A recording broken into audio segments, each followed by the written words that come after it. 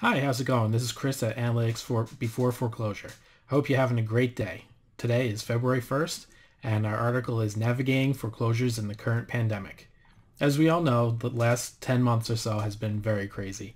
We've got the pandemic and moratoriums on foreclosures.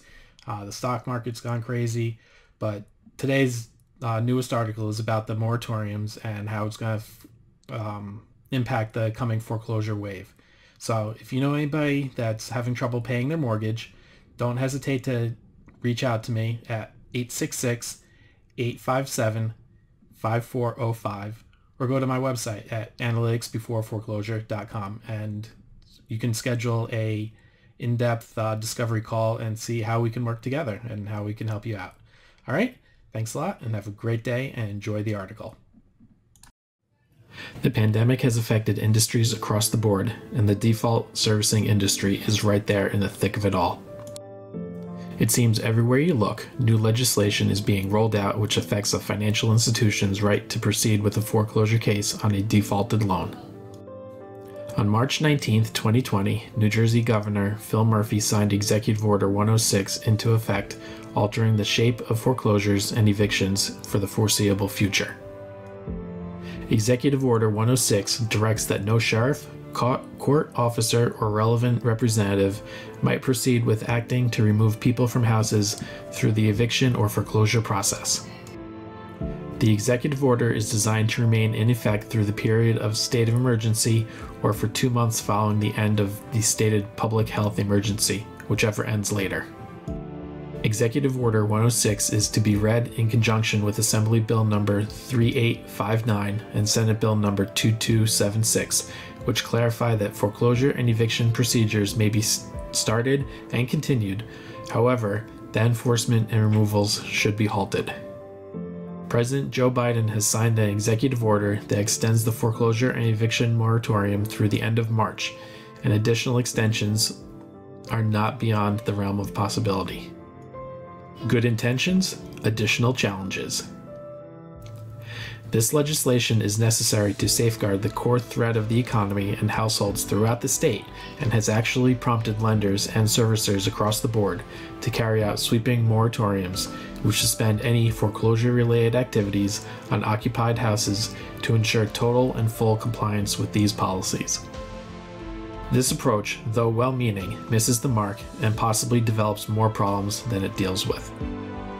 An extensively broad full-stop method puts loans in default at risk and needlessly extends timelines beyond the intent of the legislation. Rather, lenders and servicers need to think about a complete evaluation of their inventory to carry out the next steps that will completely safeguard all of their rights, along with respect to protections for homeowners that are currently in place. Lenders and servicers can and ought to continue to start and proceed with foreclosure actions, approximately to the point of sheriff sale on loans that have been in default for 2 or more years.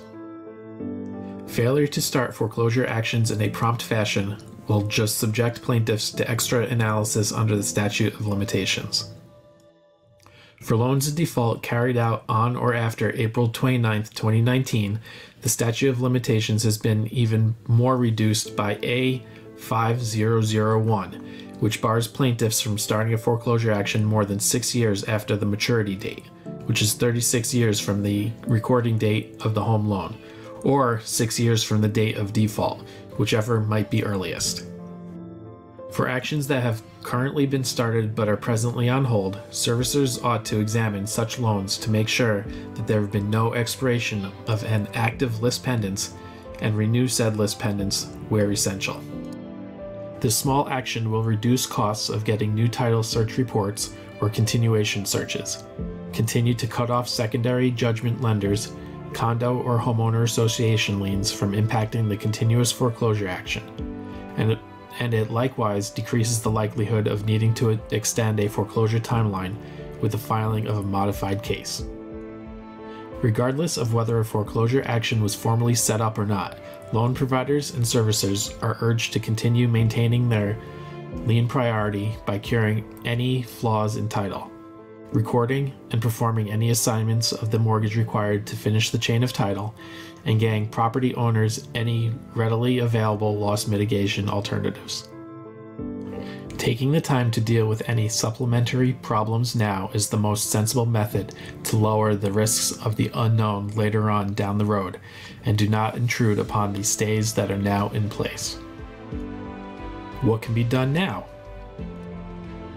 Despite the foreclosure restriction, loan providers and servicers continue to have a green light to continue with foreclosures on vacant and abandoned properties without restriction.